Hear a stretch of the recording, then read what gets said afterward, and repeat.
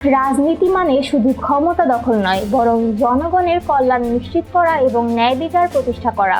ইসলামের দৃষ্টিকোণ থেকে রাজনীতির মূল লক্ষ্য হলো ইনসাফপূর্ণ সমাজ গঠন, যেখানে নৈতিকতা, সততা, দক্ষতা ও যোগ্য নেতৃত্ব বিদ্যমান থাকবে। কিন্তু একজন রাজনীতিবিদের কেবল সাধারণ আলেম হওয়াই যথেষ্ট নয়, বরং তার মধ্যে কিছু অতিরিক্ত গুণ থাকা জরুরি। চলুন গুণগুলো বিস্তারিত আলোচনার মাধ্যমে জেনে নেওয়া যাক।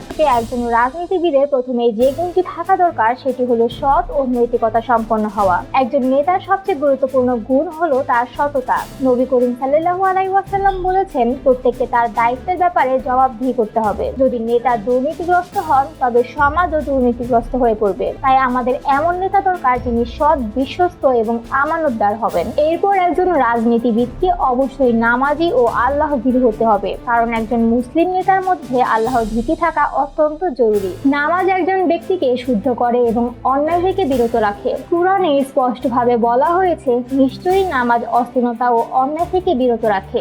নেতা যদি নামাজের ব্যাপারে গাফিল হয়, তবে সে কিভাবে জনগণের কল্যাণ নিশ্চিত করবে? আপনারাই বলুন। এরপর যে গুণটির কথা বলবো সেটি হলো দক্ষ সংগঠক ও প্রশাসক হওয়া। শুধু আলেম হলেই চলবে না, নেতৃত্ব দেওয়ার জন্য দক্ষ প্রশাসনিক যোগ্যতাও থাকতে হবে। কুরআনে হযরত ইউসুফ আলাইহিস সালামের কথা উল্লেখ রয়েছে। যখন তিনি মিশরের অর্থনৈতিক ব্যবস্থাপনার দায়িত্ব নেন, তিনি বলেন, আমাকে দেশের কোষাগারের দায়িত্ব দাও, নিশ্চয়ই আমি বিশ্বস্ত এবং যোগ্য। নেতৃত্বের জন্য কৌশলী সংগঠক ও সুদক্ষ প্রশাসক হওয়া অপরিহার্য। এছাড়া একজন যোগ্য রাজনীতিবিদকে পরিশ্রমী ও কর্মঠ হতে হবে, কেননা একজন অলস ব্যক্তি কখনো জাতিকে নেতৃত্ব দিতে পারে না। মহানবী সাল্লাল্লাহু আলাইহি ওয়াসাল্লাম ছিলেন ইতিহাসের অন্যতম পরিশ্রমী মানুষ। তার অক্লান্ত পরিশ্রমের ফলেই ইসলাম বিস্তার লাভ করে এবং সমাজ পরিবর্তন হয়। তাই নেতৃত্বের জন্য কঠোর পরিশ্রম, ধৈর্য ও আত্মত্যাগ অপরিহার্য।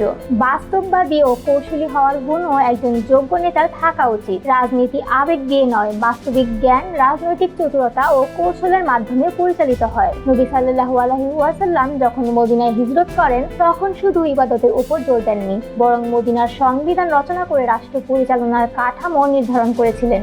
তাই আজকের যুগেও নেতৃত্বের জন্য বাস্তবতা বোঝার ক্ষমতা থাকা জরুরি।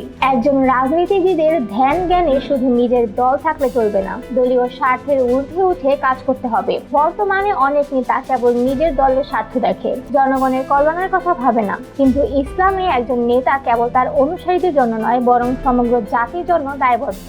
সবশেষে যে গুণের কথা বলবো সেটি হলো হক্কানি আলেমদের পরামর্শ নেওয়া। একজন রাজনীতিবিদের নিজে আলেম হওয়ার প্রয়োজন নেই, তবে তাকে অবশ্যই আলেমদের পরামর্শ ও দিক নির্দেশনা নিতে হবে।